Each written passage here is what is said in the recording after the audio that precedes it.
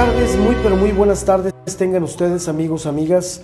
Estamos transmitiendo desde aquí, desde Hotel Boutique Villa Reina, y me da mucho gusto que nos permita estar en sintonía como todos los miércoles, en el miércoles de historia con José Ignacio Gallardo, y le agradezco a Rafael Hernández y a todo el personal generoso de Villa Reina, este Hotel Boutique que se encuentra en el centro histórico. Les agradezco que nos permitan llegar una semana más.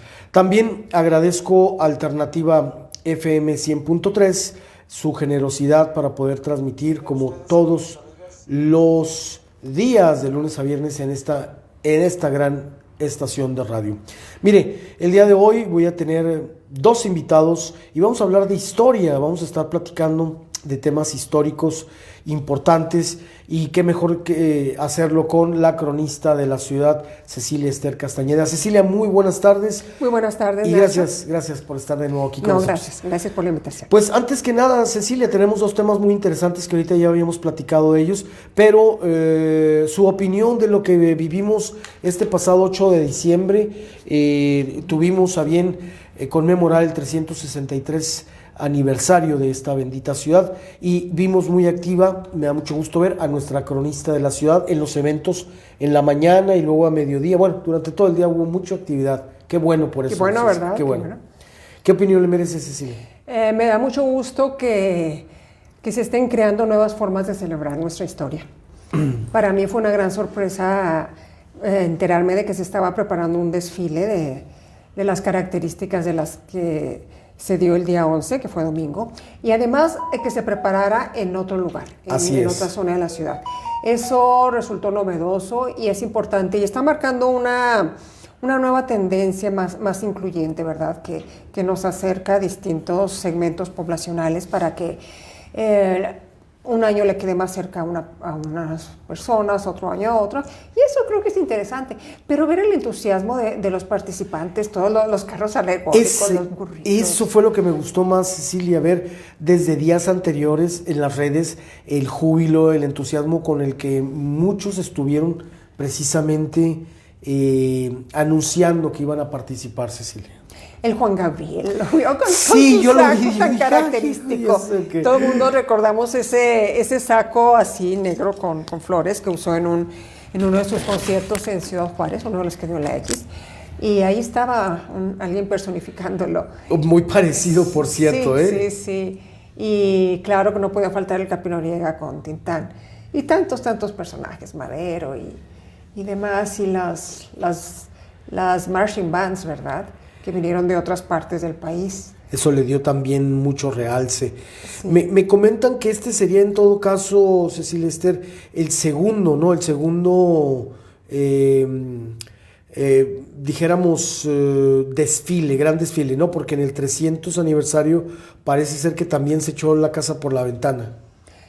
No sé exactamente qué hubo, sé que sí fue en el 59, ¿verdad? En 1959. Ajá, para el 300 la administración de René Mascareñas estaba planeando grandes festejos, pero exactamente cómo fueron, la verdad, ahí sí. Sí. Ahí sí. Yo nada más, así es, igual yo tengo nada más la referencia porque varias gente me estuvo comentando, pero a mí me da mucho gusto, sobre todo por algo que hemos estado nosotros batallando mucho, que es el sentido de pertenencia, ¿no? Que las nuevas generaciones se sientan parte se sientan importantes y se sientan que esta ciudad tiene mucho, Cecilia, que ofrecerle a los juarenses en materia histórica, y por eso yo aplaudo. Se lo dije este lunes al alcalde, que estaba muy orgulloso, muy contento de que hayan trabajado durante muchos meses para poder llevar a cabo este gran desfile. A mí me gustaría que se pudiera quedar ya de manera permanente, ¿no? Que independientemente de gobiernos vengan o vayan, se quede esto ya. ¿Habría posibilidades de esto? Pues ojalá, eso no lo puede uno decir pero se pudiera llevar a iniciativa, ¿no? De claro ley que sí, para claro que sí. Para que se dé de manera permanente. A mí me parece muy buena iniciativa, ojalá se logre quedar. Y el clima ayudó mucho. El clima, yo de veras estoy sorprendido porque fue muy, muy benévolo, tomando en cuenta cómo está ahorita el clima y cómo estuvo antes, casualmente en el mero momento estuvo muy bien. También, aparte del desfile y todo eso, los carros alegóricos y estar recreando pues todo lo que ha ocurrido en Ciudad Juárez a través de este desfile, me pareció extraordinario, ¿eh? Muy bien. Muchas cosas se pueden mejorar, pero creo que el inicio fue bastante bien. Cecilia Ester, también otro detalle interesante, compartía usted en su Face temas interesantes de la historia de Ciudad Juárez, como lo que es la visita de Alma Reed, su paso por esta frontera, y ella, bueno, pues se inspiraron en ella para hacer la canción de Peregrina, esta famosa canción yucateca. ¿Qué más nos puede decir, sí. Cecilia? Bueno, antes que nada aprovecho la oportunidad para invitar al público a seguir la página. Hace poco creé una página llamada precisamente La Cronista de Ciudad Juárez, está ahí en Facebook. Bien. Tengo aparte mi perfil personal donde también reproduzco lo de La Cronista, pero lo de La Cronista, claro que son más datos históricos sobre la ciudad. Claro, así es. Entonces, es sorprendente, Ciudad Juárez pues empezó como paso, ¿verdad? Como paso de tráfico, de exploradores, de todo. Y me topé una reseña de un libro que salió en el 2021 sobre la periodista norteamericana Alma Reed. Alma Reed es en quien se basa justamente la canción de Peregrina, a ella se la dedicaron. Y mencionaban que ella entró a México por Ciudad Juárez. Hace justamente un siglo, eso fue en septiembre de 1922. Entonces se compró un centenario, estaba nuestra ciudad pues reponiéndose de todos los destrozos de la revolución, donde se perdieron muchos edificios. Y Alma Reed era una periodista que trabajaba derechos humanos. Ella se dio cuenta, hubo un caso en California donde un menor mexicano de 16 años, él era de Sonora, había sido acusado de asesinato. Y a él le hicieron firmar en inglés la declaración de que era culpable, así sin abogado ni nada, él no sabía ni qué, nada más fírmele. Entonces estaba condenado a la horca. Ella se dio cuenta de este caso, ella hablaba español, y se acercó al muchacho y hizo un reportaje sobre eso. No solo reportaje, sino que hizo toda una campaña para salvarlo de la pena de muerte. De algo que consideraba injusto desde su óptica, ¿no? Exactamente, sí. Y afortunadamente se logró cambiar la ley para, no solo en el caso de este niño, para los menores, para que no hubiera pena de muerte para menores de edad. Entonces, en agradecimiento, el presidente Álvaro Obregón la invitó a México. Y ella llegó aquí al Paso, y cruza a Juárez y toma el tren. Entonces hace un recorrido donde le toca ver la zona entonces financiera, que eran pues cantinas. Cantinas donde se oía jazz. Se oía jazz en fonógrafos y se veían algunas casas, ¿verdad? Recordemos que el ferrocarril siempre se establecieron los ferrocarriles a las afueras de las ciudades, ¿verdad? Entonces están un poco alejados. Eso fue el recorrido que le tocó hacer. Ella venía muy ilusionada, esperando ver un México muy hermoso. Tenía otra idea de lo que iba a ser México. Y cuando muchas altas expectativas. Sí, exacto. Y cuando entró, pues dice que se aguantó las ganas de gritar, pobre México, ¿verdad? Cuenta ya esto en un párrafo nada más, que le dedica a Ciudad Juárez, pero dice también que luego se dio cuenta que esa zona que ella cruzó era la zona destinada a los americanos, era la zona donde venían los americanos y que todos esos negocios eran de americanos también. Entonces, que en ese momento Ciudad Juárez, o al menos esa zona, era el patio trasero de Texas, ¿verdad? Wow, no ha cambiado mucho. Sí, algo hay de eso. Pero la cosa es que aquí tomó el tren y luego ya viajó a México y ya después tuvo otro viaje, creo que ya llegó por barco después y fue cuando va a Yucatán, cuando conoce a Felipe Carrillo Puerto, héroe revolucionario, y que en ese entonces era el gobernador de Yucatán.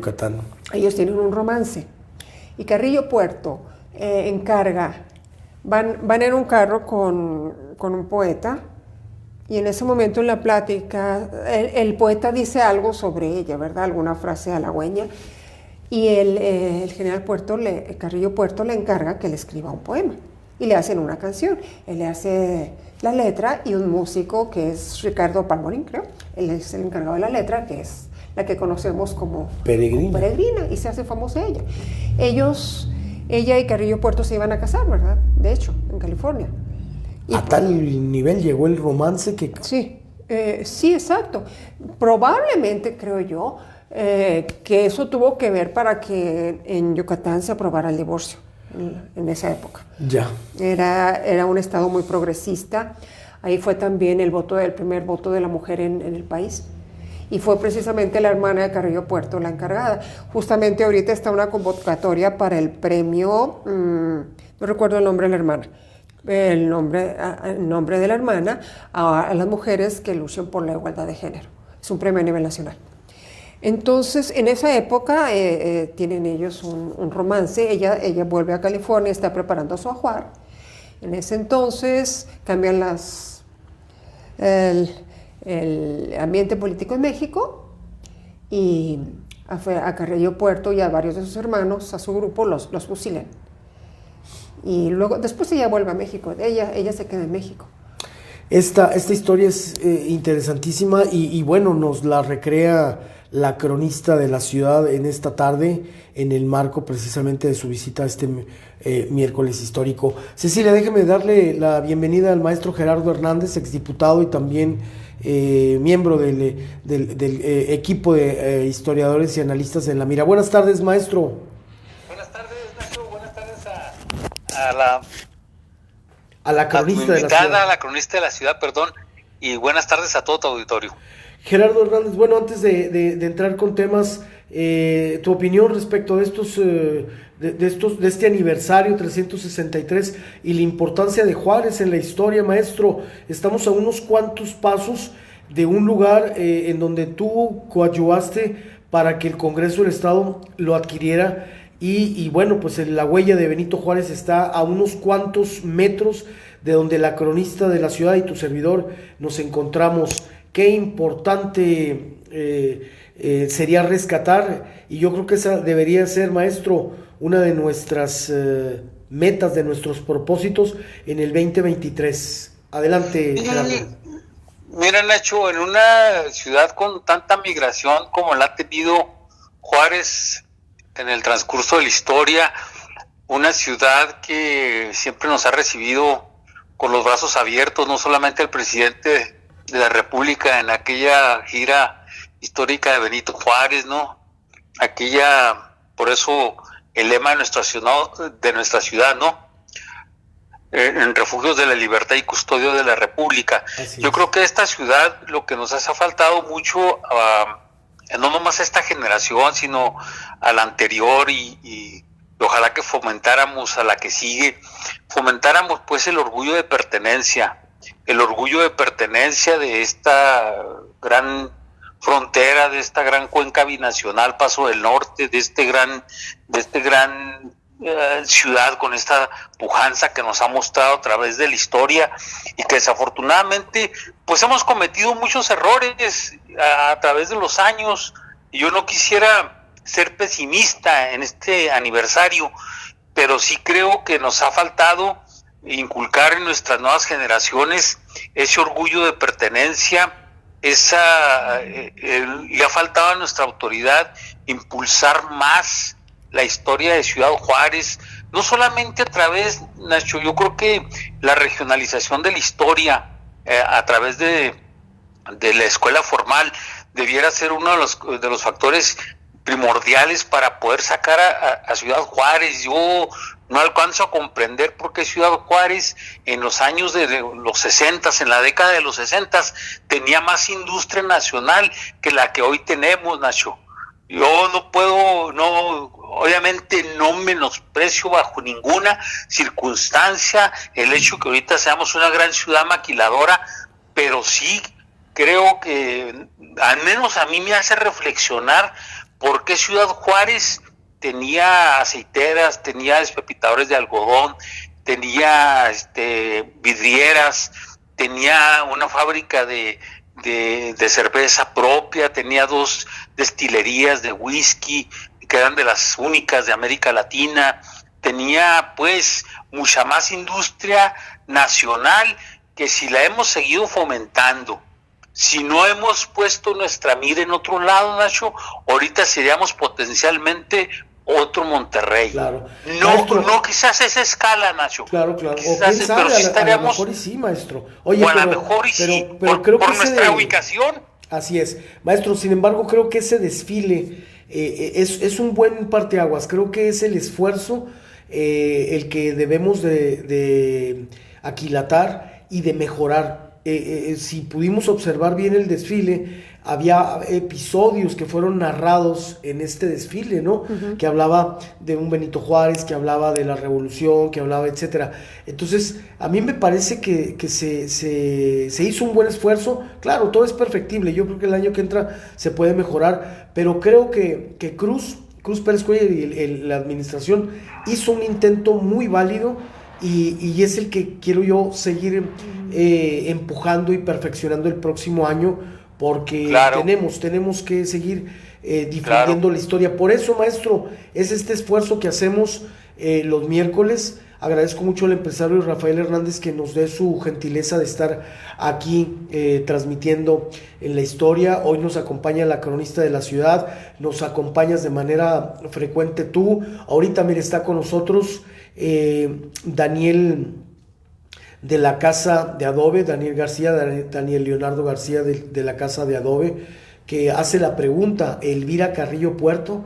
No, Elvira Carrillo Puerto, sí, Elvira, sí. ¿Verdad? Es el nombre. Y luego también nos está sintonizando Francisco Antonio Villamurillo, le agradezco mucho a Francisco. Y precisamente el siguiente tema, maestro, con la cronista, tenía que ver precisamente con el año que viene, que todo indica que será el año de Francisco Villa. ¿Qué nos puede decir Cecilia en ese sentido al maestro Gerardo Hernández y al público de En la Mira que nos transmitimos a través de Alternativa FM 100.3? Adelante. Sí, precisamente hace unos días la Cámara de Diputados aprobó el proyecto para que el 2023, cuando se cumplen 100 años de la muerte de Villa, sea el año de Francisco Villa, del general Francisco Villa. Ahorita pasó hacia la Cámara de Senadores. Yo me quedé ayer en que lo estaba analizando una comisión. No sé si hoy se va a someter a votación, no sé. Pero estamos pendientes para que sea un hecho, ¿verdad? De que se declare a nivel nacional el año del general Villa. Y si es así, yo creo que en Ciudad Juárez, pues debemos hacerlo también, ¿verdad? Debemos seguir ese ejemplo. Y tenemos mucho trabajo, porque el 2023 ya es en unas semanas. Yo lo había visto como, ya. Y Ciudad Juárez fue definitivo, fue un centro de operaciones para el general Villa. Así, de hecho estamos aquí muy cerca de lo que José Luis Hernández Caudillo nos ha comentado, que era el cuartel de Villa, ahí donde está la galería del centro. Estamos en Lerdo y casi Abraham González. Bueno, él nos dice que donde es Abraham González y Lerdo, o sea, cruzando la calle, donde está ahorita Desarrollo Urbano, que antes era la Nielsen, ahí ocupó el general Villa esos lugares como pues destacamento, ¿no? Como su área para estacionarse. Entonces, sí, efectivamente, yo creo que Chihuahua Capital, Juárez y Parral van a ser el 2023 fundamentales en la historia. Sin duda, Gerardo Hernández, platiqué con el diputado Daniel Murguía, a quien le mando un saludo, y él está dentro de esa comisión, y él nos hace ver inclusive que se va a acuñar, Cecilia, Gerardo, se va a acuñar una moneda del general Villa, maestro. ¿Cómo ves, Gerardo? No, todo lo que tenga que ver con el fomentar pues nuestros valores patrios y fomentar pues el conocimiento de nuestra historia. Nadie puede desconocer pues que Villa fue un actor importante en la toma de Ciudad Juárez, fue un actor importante en su estancia aquí. Su vida está plagada, bueno, se pudieran hablar muchas cosas de él, ¿no? Hay quien dice héroe o villano, pero vamos a verle el lado positivo. Y lo que le corresponde a Ciudad Juárez, pues es la presencia de él, sobre todo y fundamentalmente en la toma de Ciudad Juárez, a contrapelo pues de Francisco y Madero, y con el apoyo, o mejor dicho, Orozco con el apoyo de Villa, o Villa con el apoyo de Orozco. Claro. Entonces yo creo que es importante que también el Congreso del Estado, no nomás el Congreso Federal, declare pues el año de Francisco Villa, ¿verdad? Y que se signe en todos los documentos oficiales durante del 1 de enero al 31 de diciembre en el estado de Chihuahua, toda la documentación oficial del estado de Chihuahua se signe, y también el Congreso del Estado haga lo propio, como ese gran esfuerzo que se hizo en el 2011, Nacho, que es ahí donde nace la casa de adobe, ¿verdad? Que algún día te voy a platicar la anécdota del presupuesto, de cómo surge la casa de adobe entre el gobierno del estado y el gobierno municipal. Aunque ahí alguien no va a quedar muy bien parado, pero bueno, ya en algún momento y de manera presencial te voy a comentar cómo estuvo el asunto del presupuesto de la casa de adobe, lo que se hizo también el monumento a los 100 años de la toma de Ciudad Juárez, que está un poquito abandonado ahí en Las Moras, ahí en la intersección del Arroyo de las Víboras y Bernardo Norzagaray. Ese monumento también data del 2011.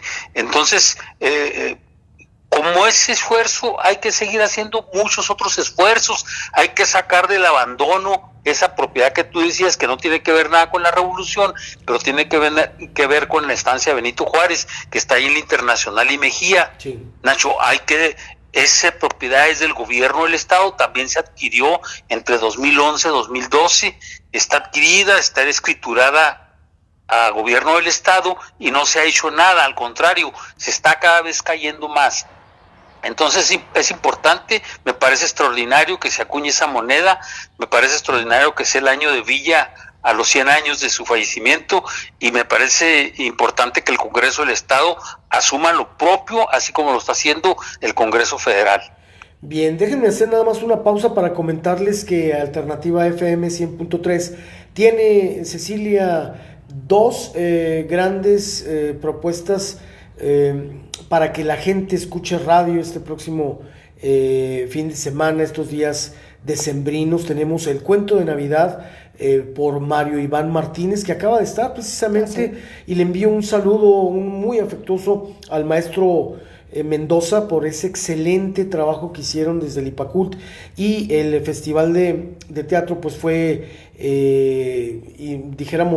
iniciado, ¿verdad? El debut fue con un trabajo de Mario Iván Martínez sobre Van Gogh, que me pareció increíble el trabajo porque proyectaron toda la obra de Van Gogh de manera monumental, y sobre el escenario y sobre la obra pictórica estaba caminando el artista. Entonces fue muy interesante. Entonces, pues Mario Iván estará con nosotros aquí en Alternativa del 22 al 24 de diciembre en Cuento de Navidad, en este proyecto especial radiofónico que Alternativa le lleva en estos días especiales, del 22 al 24 de diciembre, a las 9 de la mañana, a las 4 de la tarde y a las 8 de la noche, la transmisión del Cuento de Navidad. Y también estaremos transmitiéndole el 24 y 25 de diciembre a las 11 de la mañana, a las 4 de la tarde y a las 8 de la noche,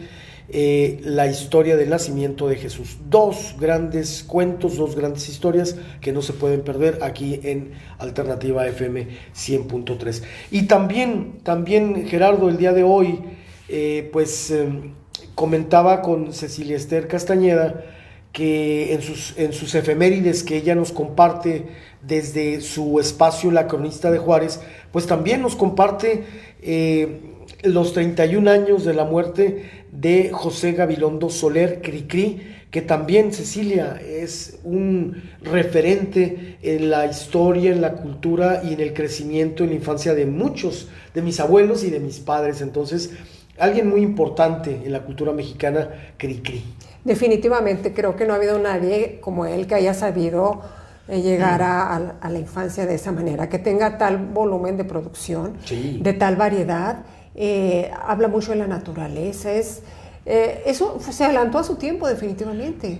Sí. Y lo curioso es que no pensaba escribir sobre niños, sino que se dieron las cosas. Él era un compositor, creo, romántico. Así es. Pero tuvo una sensibilidad, tuvo la fortuna de que él había crecido mucho con su abuela y creció mucho en la naturaleza. Entonces tenía ese contacto, ese observar a los animales con respeto y todo eso.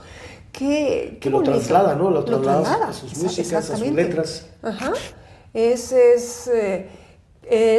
ojalá Mario Iván Martínez, Sí. él promueve mucho hace producciones sobre Cricri, y ojalá se siguiera aprovechando esa música, se hicieran nuevas ediciones. Creo que la familia es un poco reacia a que haya alguien más que grabe la música de Cricri, y eso ha impedido un poquito su difusión. Bueno, inclusive Disney Corporation andaba sobre de los derechos de autor y no se pudo conseguir. Yo Exacto. recuerdo con mucho cariño, recuerdo la película que hizo Carlos Amador, con don Ignacio López Tarso, personificando la vida, ¿no?, de José Gabilondo Soler. Y bueno, ahí nos retrata precisamente parte de cómo surgieron las letras y cómo se fue plasmando alguien muy importante, José Gabilondo Soler, referente, insisto, para la cultura. También recuerdo, creo que en los 80s, Emanuel y un grupo de artistas de esa época grabaron un disco con las canciones de Cricri, pero obviamente con arreglos musicales más modernos, y creo que fue un éxito. Con Mireille Mathieu, ¿no? Mireille Mathieu, Estaba exactamente, incluso. fue una de ellas las Sí. que participaron, y obviamente Manuel. Gerardo, se cumplen 31 años de la desaparición de Cricri. No, pues cómo no recordarlo, Nacho. La patita. Yo creo que como dijo la señora cronista, no ha habido nadie en México Que lo igual. y quizás en el mundo que tenga esa producción tan importante, tan interesante, que trascendió a dos generaciones, y que todavía, a pesar de la tecnología, todavía se siguen escuchando, Nacho, todavía se siguen escuchando sus producciones, todavía se siguen escuchando, de vez en cuando la televisión abierta todavía da algunas películas que tienen como significado hay una pues que habla pues de su vida, una producción mexicana. Entonces creo yo que Francisco Gabilondo Soler va a quedar de manera perenne pues en el pensamiento, en el sentimiento, sobre todo en el sentimiento de la primera y segunda infancia, ¿no? Claro. Nacho, que quién no recuerda cuántas generaciones no lo tuvimos. Es como trascendió en el tiempo, sin compararlo obviamente, claro, como trascendió en el tiempo, nada más en el tiempo, como trascendió Chabelo, ¿no? Así es. ¿A cuántas generaciones no atendieron tanto Francisco Gabilondo Soler como en su momento y en su ámbito específico, claro, Chabelo? Entonces es importantísimo recordarlo, y es parte de la historia contemporánea de México. Gerardo, la cronista nos estará dispensando unos momentos más, tiene un compromiso, pero yo quisiera darle los últimos minutos de esta media hora para que nos platicara cuáles son los planes y proyectos del próximo año. Y en la siguiente parte del programa, Gerardo, ahora sí le entramos de lleno a la grilla. No me quise meter en terrenos de grilla con nuestra invitada, precisamente para hablar nada más de historia. Pero ahorita, en la siguiente parte, pues vamos a platicar de lo que está pasando en Puebla, que francamente es desafortunado. Oye, al hilo ya 3 gobernadores han perdido la vida, dos de ellos en funciones, de una manera muy lamentable. Y bueno, ¿qué trasciende? ¿Qué sigue también en el terreno de la reforma electoral? El plan B que tú nos has comentado mucho. Así es. Pero ¿qué te parece si le pedimos a la cronista, bueno, antes que nada le agradecemos que nos haya dispensado durante este año, cronista, su gentileza de venir, su tiempo, a don José Luis y a su servidor y al público de La Mira? Le agradezco muchísimo todo el tiempo que nos estuvo apoyando a partir de su nombramiento, y pues rogarle que nos siga apoyando el próximo año con su presencia. Claro que sí, siempre es importante para nosotros tenerla a usted, y lo que podamos también nosotros coadyuvar en el engrandecimiento de este gran puesto que es el cronista o la cronista de la ciudad en este caso. Cecilia Ester, adelante. Bueno, yo recibí mi nombramiento en julio de este año, y al principio el reglamento sobre la figura del cronista se basaba en uno que estaba en el 2005, ese fue el que se difundió en los medios. Era muy extenso, era muy ambicioso. Estábamos hablando de asesorar en la historia, de hacer ciertas funciones muy específicas, ciertas labores que iba a necesitar yo apoyo para hacerlo. Afortunadamente ya en el nuevo reglamento, aprobado este mismo año, es más sencillo el trabajo, es más sencillo en el sentido de que se vuelve más ceremonial, debo estar presente en los eventos públicos y la cuestión histórica se vuelve más abierta, de manera que me da más libertad y me va a hacer posible trabajar a mi ritmo, ¿verdad? Y dar quizá prioridad a ciertos aspectos. Y luego llega esto de Villa. Y como mencionaba yo hace un momento, es ya, en unos cuantos días. Entonces eso cambia también drásticamente el trabajo, porque Ciudad Juárez es importantísimo en la vida de Villa y Villa para Ciudad Juárez. Mencionaban ahorita lo de la calle Lerdo. Hay, por ejemplo, una fotografía donde él está en una moto que se tomó justamente allá afuera. Allá afuera. El historiador Jaime Rico identificó por unos arcos de una fotografía que es ahí justamente donde se tomó esa foto. El Villa tenía otros domicilios aquí, ¿verdad? Pero hay mucho que identificar a don José Luis Hernández. Tenemos que hacer esa ruta de Villa, tenemos que identificar el Villa de Ciudad Juárez. Creo que es un trabajo también de tiempo completo. Así Entonces, que yo creo que entre el aterrizaje ya de la cronista formalmente en sus funciones y el año de Villa, pues va a haber mucho trabajo. Mucho trabajo. Cecilia, en lo que nosotros podamos coadyuvar, tanto en nuestro espacio aquí como en los medios de comunicación donde nos encontramos también laborando, el día de hoy escribimos en el Diario de Juárez, y los invito a que nos lean, y estamos a la orden para Cecilia Ester Castañeda y para el municipio y para la cronista. Así que muchas gracias, Cecilia, por su tiempo el día de hoy. Le agradecemos que nos haya tomado en cuenta en este día y pues seguirle pidiendo que en la medida de sus posibilidades siga engrandeciendo la historia de Ciudad Juárez, que sé que hará un excelente papel, Cecilia. Muchas gracias. Viene un año muy emocionante, mucha actividad, así que los invito a estar pendientes, a conocer nuestra ciudad en todos los ámbitos. Señores, y yo con esto despido a nuestra invitada y me quedo con don Gerardo Hernández, pero no sin antes agradecerle la hospitalidad a Hotel Boutique Villa Reina y sobre todo Alternativa FM 100.3, que nos ha brindado su generosidad. Ya estamos despidiéndonos de nuestra transmisión en FM, pero continuamos aquí en Facebook Live. Saludos hasta Mérida con Luis Vázquez, saludos también a Roberto Con y bueno, al público que siga esta transmisión. Hacemos una muy breve pausa para continuar con más. No le cambie, estamos en La Mira.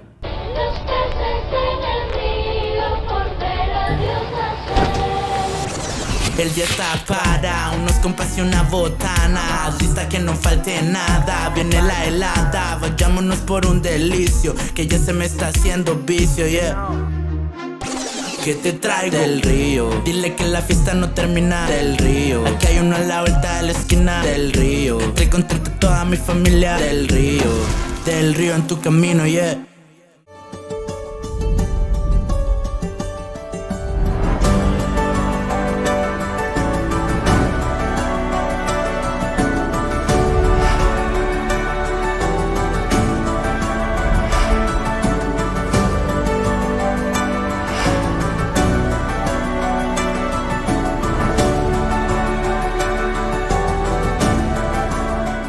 Bien, continuamos, recuperamos la transmisión, hicimos una muy breve pausa solamente para despedir a nuestra invitada, pero continúa con nosotros aquí el maestro Gerardo Hernández, a quien agradezco su paciencia y sobre todo su generosidad. Maestro, pues, ¿qué pasó en el estado de Puebla? ¿Qué pasó? ¿Por qué sorpresivamente fallece el gobernador? Y ahora, de nuevo, hay que nombrar un gobernador interino por parte del Congreso del Estado. Fíjate que tú lo decías con todas sus letras, Nacho. Desafortunadamente, en un periodo corto de aproximadamente 5 años, han fallecido los 3 últimos gobernadores electos de Puebla. Rafael Moreno Valle, Erika Alonso, su esposa, desafortunadamente fallecieron en un mes de diciembre también, en un accidente aéreo que posteriormente, muchos meses después, se dio a conocer que había sido una falla mecánica, y ella tenía pocos días de haber asumido la gubernatura. Entonces, como por estar dice la Constitución de Puebla, que por estar dentro de los primeros 2 años, Nacho, de la gobernatura, ante su desaparición, ante su fallecimiento, se tuvo que convocar a elecciones extraordinarias. Okay. Y en estas elecciones extraordinarias es cuando vuelve a contender y gana, esta vez gana Miguel Barbosa del Movimiento de Regeneración. Y fíjate, Nacho, que es desafortunado, es lamentable, es triste para el estado de Puebla haber perdido a sus últimos 3 gobernadores, como tú lo dijiste bien dicho, en funciones 2. Y fíjate que ahora, desafortunadamente, Miguel Barbosa pues acusaba una enfermedad, una diabetes muy severa. Él ya había perdido una extremidad, ¿verdad? Sí, ya había perdido un pie. Nacho ya había perdido un pie en el 2013, siendo senador de la República. Le dio por ahí una septicemia y le tuvieron que amputar un pie. Entonces su salud había venido deteriorándose, con un glaucoma posteriormente. Ya a las marchas del 27 de noviembre tuvo que ir en silla de ruedas. El 4 de diciembre, que él promovió y que él realizó en el estado de Puebla, ya no sé que fue el principal orador, pero ya no sé cómo la circuló. Lo más seguro es que haya sido con el apoyo de su señora esposa y también en silla de ruedas.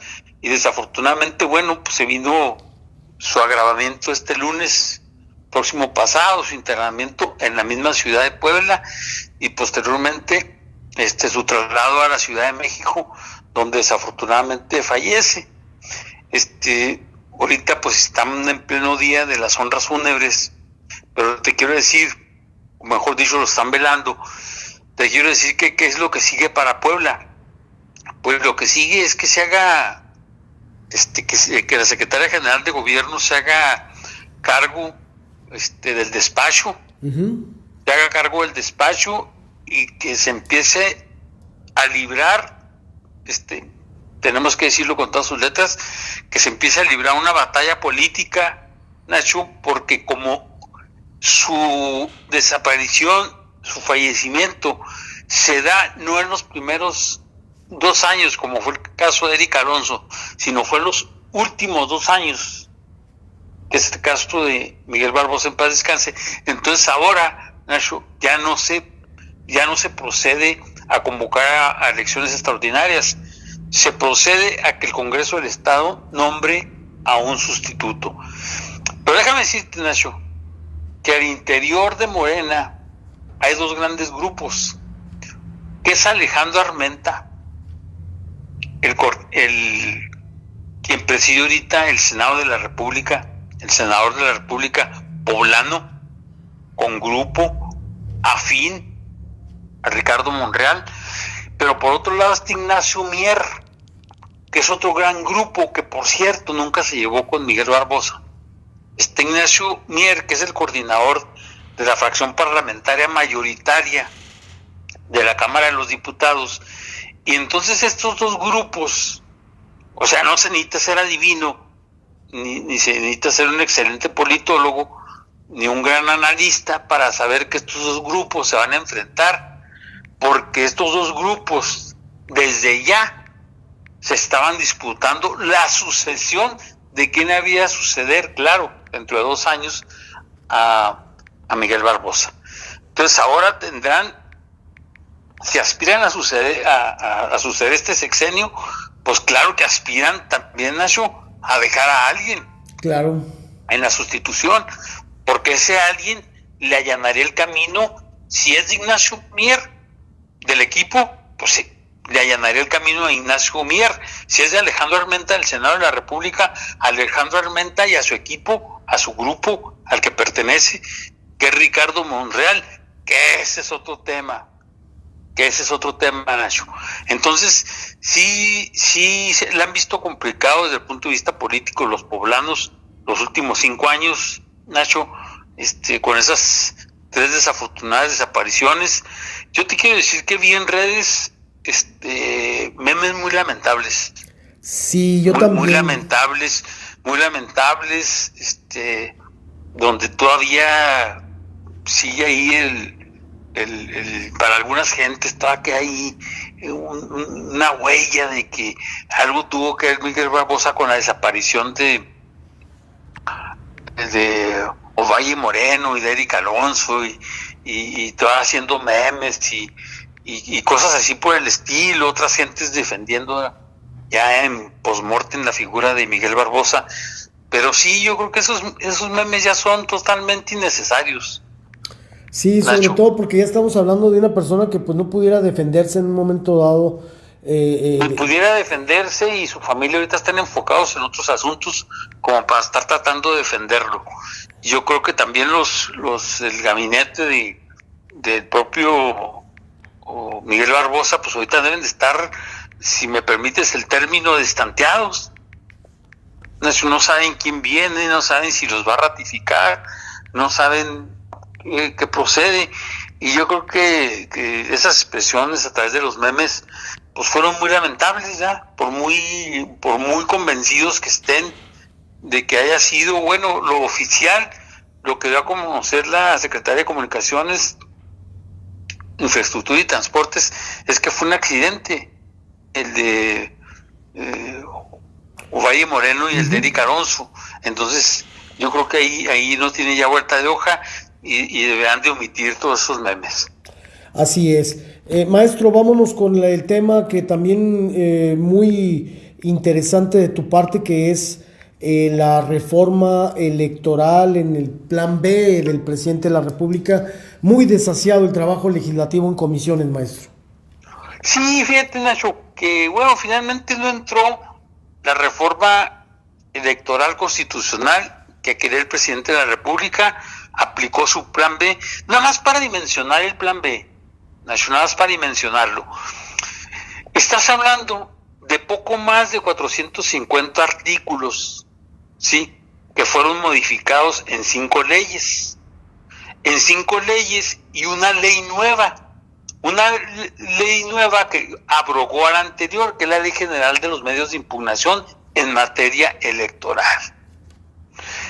Este es el tamaño de lo que aprobó Fast Track. Estamos hablando de que la sesión donde fue aprobado en la Cámara de los Diputados empezó al filo de las 10 de la noche, Nacho, y antes de las 3 de la mañana ya estaba aprobado todo este paquetote de más de 450 artículos. Ya estaba aprobado. Entonces, Nacho, aquí es importante que cuando ya pasa a la Cámara que no es de origen, a la Cámara de Senadores, los senadores encuentran muchas inconsistencias, pero fundamentalmente, y las más delicadas, Nacho, tienen que ver con asuntos de inconstitucionalidad. Ya de por sí, el PAN, el PRI, sorprendentemente, Movimiento Ciudadano y el PRD ya dijeron que si pasa en el Senado hoy, porque ahorita se está discutiendo en el Senado, Nacho. Sí. Ahorita está en plena discusión. ¿Está en el Senado? ¿Está en comisiones en el Senado o ya pasó el pleno? No, ya pasó por comisiones el lunes, ya pasó por la primera lectura ayer, y ahorita ya se está discutiendo. Lo que está proponiendo MC, PRD, PAN y PRI, ¿sí?, es que se deseche porque el procedimiento en la Cámara de los Diputados fue como tú lo dijiste, fue fuera de reglamento, fue fuera de la ley y aparte fue desaseado. Y era una ley que por su trascendencia, Nacho, por su trascendencia. México ha tenido 8 grandes reformas electorales desde 1977, aquella que impulsó don Jesús Reyes Heroles. Fíjate, yéndonos un poquito a la historia, siendo que José López Portillo no tuvo contendiente porque Acción Nacional no le presentó contendiente en la elección de 1976, pero entrando se dio cuenta que no tenía la legitimidad necesaria y se dio cuenta que era necesaria una apertura, Nacho, política, electoral, y le encargó al gran secretario de Gobernación que tenía, a don Jesús Reyes Heroles, que por cierto mi artículo de esta semana así se llamará, Forma y Fondo, porque decía don Jesús que en política la forma es fondo, ¿no? Así es. Uh-huh. Y fue lo que menos se cuidó, la forma en esa elección. En esa elección, cuando fue aprobada en la Cámara de los Diputados, y creo, y así lo está acusando estos partidos que ya mencioné, de que también Ricardo Monreal y compañía tampoco están siendo lo extremadamente cuidadosos que había dicho Ricardo Monreal.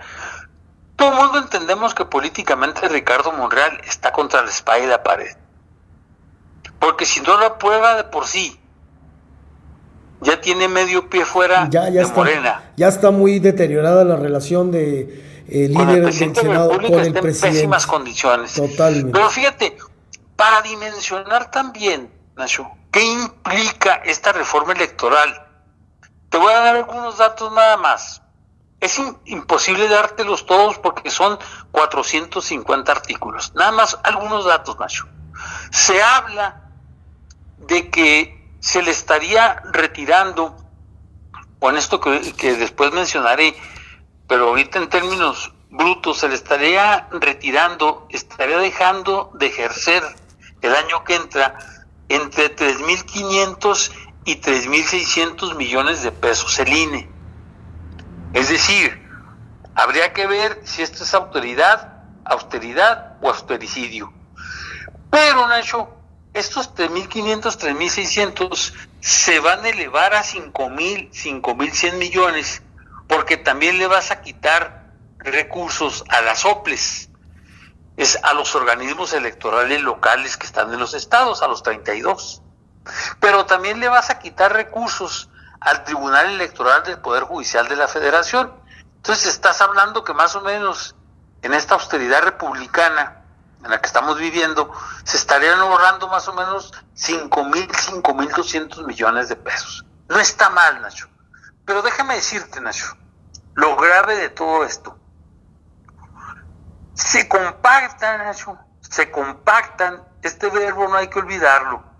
Se compactan, por ejemplo, de 17 áreas que tenía el INE, se dejan en 12. Y se hacen cosas tan divergentes, Nacho, como por ejemplo, la dirección de administración se compacta con la importantísima dirección del servicio profesional electoral. No, que son los que capacitan, que son los que están constantemente en la organización. Además, este servicio profesional electoral ya nos costó mucho, Nacho. Sí. Pero además, esta ley va a obligar a que números más, números menos, aproximadamente el 85% del personal que ya nos costó al Estado mexicano, pero el Estado mexicano son nuestros recursos de nuestro bolsillo, de esa capacitación, estamos hablando de que el 85% de ese personal del servicio profesional electoral, del servicio civil de carrera del INE, estaría quedando sin empleo, con todo lo que ello implica. Entonces, Nacho, estás mermando con esta famoso plan B, estás mermando la capacidad operativa del INE, porque le estás quitando a las elecciones algo de certeza y le estás quitando algo de caridad. Imagínate que llegues a la casilla, Nacho, y que por cuestiones burocráticas tengas que hacer una fila de 4 horas. Eso no es calidad. Claro. Entonces, imagínate, de 300 consejos distritales se van a compactar para estar de manera permanente solo 260. Es decir, 40 los quitas y solamente los reactivas hasta la época electoral. Pero entonces aquí estás hablando, Nacho, de que de manera permanente se están entregando credenciales de elector, se están tramitando, porque no nomás es entregar una credencial de elector, se están tramitando credenciales de elector. Y de hecho recordemos que la credencial de elector es el principal medio de identificación oficial de los mexicanos, maestro. ¿Sí? Algo también muy grave, Nacho, es que fíjate que se acota los conceptos de los actos anticipados de pre-campaña y de campaña. Es decir, Nacho, a petición de la izquierda mexicana, a petición de la oposición, en la última gran reforma del 2014, ¿sí? Se está buscando que nadie haga actos anticipados de pre-campaña. Pues ahora con esta reforma, Nacho, con este plan B, tú puedes hacer actos anticipados de pre-campaña. Tú puedes hacer actos anticipados de campaña, porque ya los estamos viendo, Nacho. Pero además, le quitas atribuciones de aplicación, de interpretación de las normas por parte de la autoridad electoral. Por ejemplo, hoy estamos hablando de la autoridad del INE. Por ejemplo, hoy dice el INE, bueno, conforme a la legislación actual, yo voy a hacer un catálogo de lo que no deben de hacer en actos de precampaña y en actos de campaña. Sí, nada más que aprobado que fuera esta reforma, eso que está haciendo hoy el INE, que hoy anunció y que va a conocer en estos días, se va a ir al cesto de la basura. Totalmente. Sí, y luego, Nacho, la nueva ley elimina reglas y requisitos especiales para las impugnaciones. ¿A dónde se eliminan 2 salas regionales, Nacho, del Tribunal Electoral del Poder Judicial de la Federación, que estaban por abrirse? Pues antes de que se abran, se eliminan, y lo que es peor, se elimina una que ya está en funciones, que es una sala regional especializada del Tribunal Electoral del Poder Judicial de la Federación. O sea que la austeridad la están tratando de implementar al 100%, pero esto va a ser en detrimento de la operatividad del INE, y esto pues se va a ver reflejado, maestro, en los procesos electorales. Van sobres de debilitar definitivamente al INE, no nos queda la menor duda. Con eso voy a cerrar, Nacho. ¿Cómo vas a cerrar una gran pinza negativa entre lo que tú acabas de decir correctamente y entre algo que voy a agregar yo al final ahorita de mi participación? Pero además, Paco, estás hablando, al quitarle el 85% de quienes tienen el servicio profesional de carrera en el INE, estás desmantelando el servicio civil de carrera. Pero además, Nacho, olvídate de Lorenzo Córdoba Vianello, él ya se va, Nacho, hay que entenderlo, él se va el 4 de abril. Ciro Murayama se va el 4 de abril. Ya eso es, ellos ya no van a ser, a partir del 5 de abril ya no van a ser consejeros, ni consejero presidente, ni consejero normal Ciro Murayama.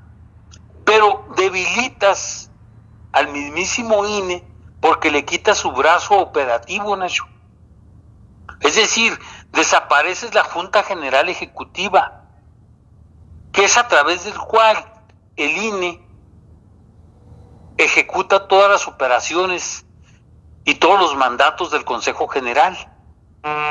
Y luego, Nacho, en su lugar, creas una comisión, entre comillas, de administración, donde metes a 5 consejeros. Uno de ellos será el consejero presidente. Y luego metes a los representantes de partidos. Y luego les dices a ellos, ¿saben qué? Todo lo que hacía la Junta General Ejecutiva, todo lo que operaba la Junta, todo lo que hacía el brazo operativo, lo van a hacer ustedes. Si ellos tienen un papel de supervisión, Nacho, ¿por qué les otorgas un papel ejecutivo? Totalmente. Es lo que no se entiende. Pero además diseminas la responsabilidad en 5 consejeros, en los partidos políticos, y aquello, como dicen en el fútbol, aquello se va a hacer una melé. Entonces, Nacho, continuando, se restringe pues la capacidad sancionatoria y regulatoria de las autoridades electorales. Entonces, ahora ya no vas a tener la capacidad de fiscalizar como lo hacías antes, ni de sancionar faltas electorales en contra de partidos políticos y candidatos.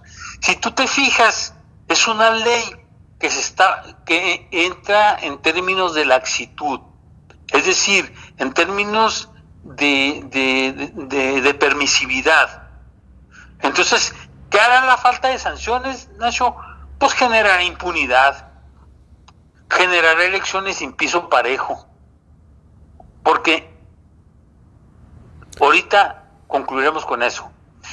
Y lo que es muy grave, Nacho, debilitas la autonomía en términos generales del INE, le quitas autonomía, pero todavía aún más, le quitas autonomía presupuestaria, porque le dices al INE con esta nueva ley, pues resulta que ahora todos tus recursos te llegarán expresamente etiquetados en el PEF, ¿sí?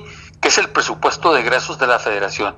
Es decir, no vas a tener capacidad, a ver si me voy a entender, capacidad de maniobra operativa. Bien, no maestro. No te vas a poder mover de ahí. Pues esto todavía da para mucho más. Nos tenemos que ir, maestro. Finalmente, un último comentario antes de... El último comentario, Nacho, sería la pinza que tú dijiste. La próxima elección, de aprobarse esta ley, el día de hoy en la Cámara de los Senadores, pasaría el día de mañana, jueves, que es el último día de sesiones, a la Cámara de los Diputados para que aprueben todas las correcciones que les hicieron los senadores, no todas las que muchos quisiéramos, pero se aprobaría y luego se publicaría y entraría en vigencia. Si se aprueba tal como está, vamos a tener un INE sin operatividad, un INE debilitado. Esa es una parte de la pinza. Y la otra parte de la pinza con la que quiero cerrar, Nacho, es que tendrías al gobierno en turno, el que sea, del color que sea, azul, amarillo, tricolor, guinda, en este caso guinda, lo tendrías haciendo campaña abiertamente y sin recato alguno. Eso es a donde nos están llevando estas leyes, a un INE poco operativo, a un INE debilitado y a un gobierno desbocado haciendo campaña política por su partido político.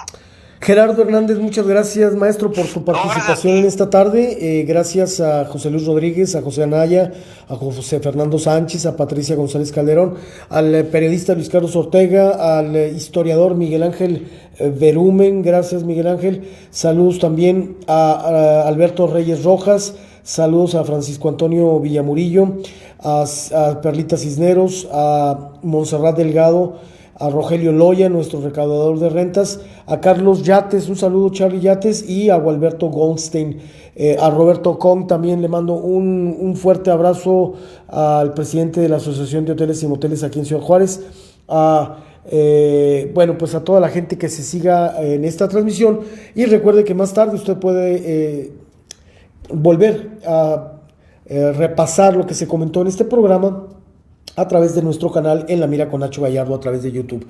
Muchas gracias, un abrazo, primo, un abrazo a ustedes. Saludos, Gualberto. Saludos, mi querido Gerardo, y estamos en contacto, maestro.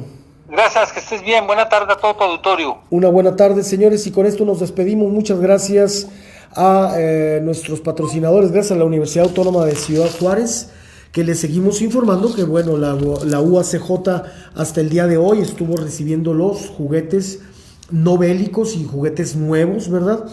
Que pues tenga usted a bien donar a esta campaña de la UACJ, que va a vincular con el Santa Claus Bombero, así que si usted tiene oportunidad, apóyelos. Y bueno, ya sabe usted que en Del Río pues estamos dispuestos a tenerle a usted todo lo necesario para sus fiestas, para sus posadas, para todas estas convivencias decembrinas. No deje usted de estar llegando a Del Río por todo lo que necesite, los indispensables del hogar, por cierto, también. Así que, señores, gracias a triadstudio.com, que son nuestros especialistas en la filmación de eventos sociales y nuestros productores en línea. Ya sabe usted, más tarde en YouTube puede usted ver en el canal de En la Mira con Nacho Gallardo este programa. Tenga una buena tarde y gracias a nuestros amigos de Casa Reina, de Hotel Boutique Villa Reina, aquí en el centro de la ciudad. Gracias a Rafael Hernández y gracias a todo el personal. Que tenga usted una buena tarde y buen provecho.